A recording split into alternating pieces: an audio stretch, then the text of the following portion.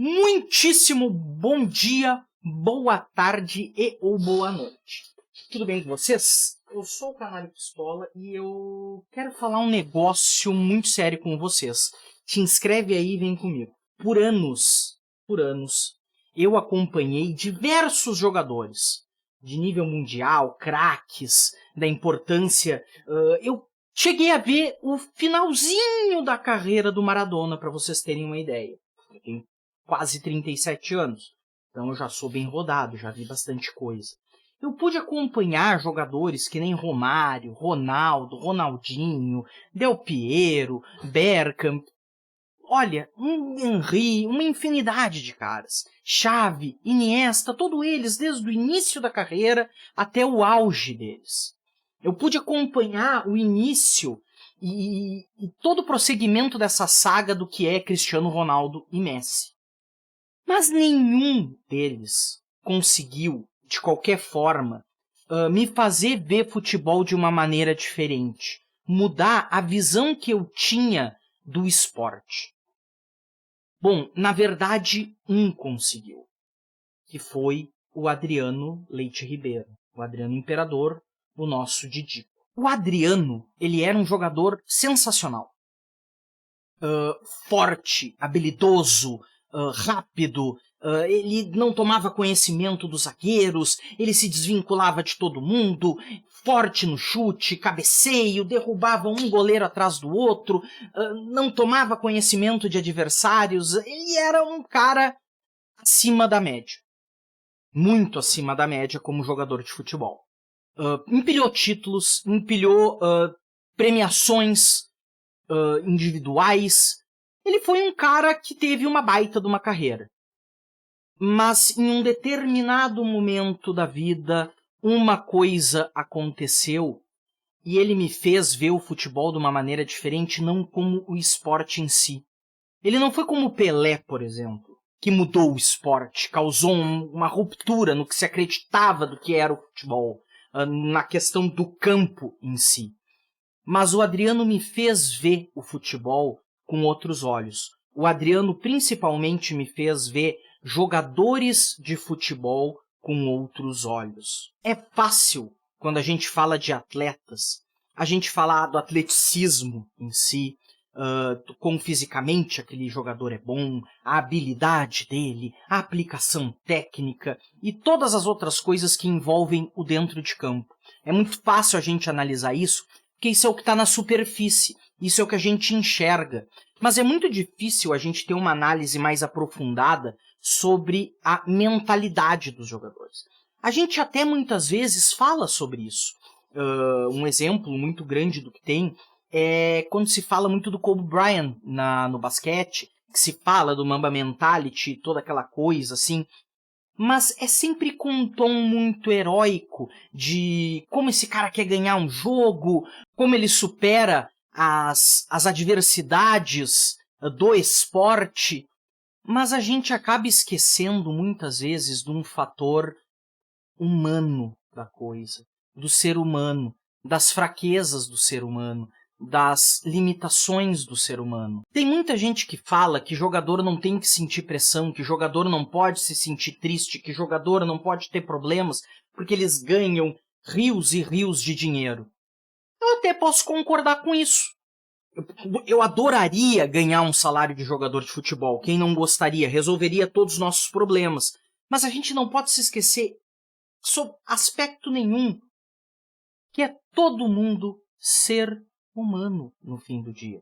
Todo mundo tem seus medos, todo mundo tem suas frustrações, todo mundo tem as suas angústias.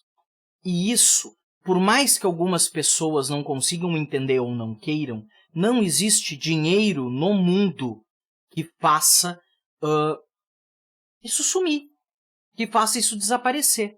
Tem muita gente que fala que esses caras têm dinheiro para pagar psiquiatra, para fazer tratamentos, para fazer não sei o quê. Ok, beleza, tem. Mas o dinheiro, ele só ajuda até a hora de pagar o boleto do psiquiatra. Daí para frente, se sentar com um profissional, se abrir, contar sobre seus medos, enfrentar os seus problemas, isso são outros 500. E é exatamente igual a quem não tem R$ 1 que seja no bolso para poder pagar um profissional. É igual, gente. Nós somos humanos. No fim das contas, analisando tudo, olhando tudo que aconteceu na vida do Adriano, o Adriano, ele caiu por amor ao pai. Ele perdeu o pai dele e foi um golpe que ele não conseguiu assimilar.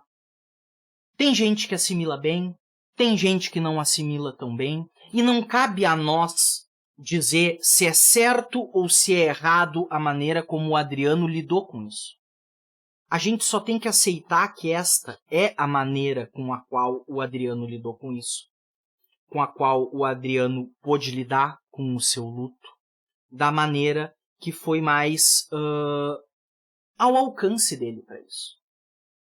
Não existe um certo e um errado. A única coisa que a gente tem que ter em mente sempre é que a pessoa tem que fazer as coisas de uma maneira que seja minimamente confortável para ela.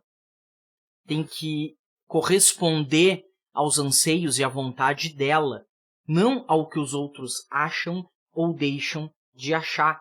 Muitas vezes a gente coloca jogadores entre as cruz e a espada para essa superexposição que existe no meio midiático futebolístico, porque hoje o meio futebolístico ele virou basicamente um meio midiático. É um entretenimento de grande penetração em todas as camadas da sociedade. Todo mundo comenta sobre futebol. Todo mundo comenta sobre os atores desse entretenimento.